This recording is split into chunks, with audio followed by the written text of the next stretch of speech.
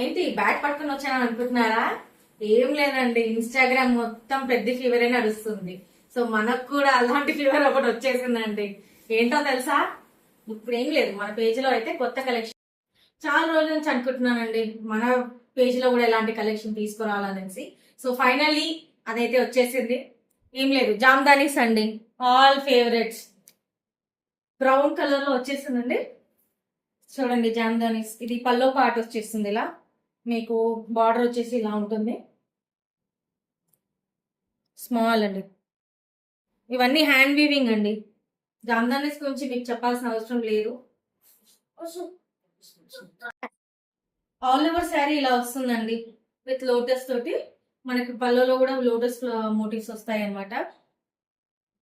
Blouse రన్నింగే వచ్చేస్తుంది.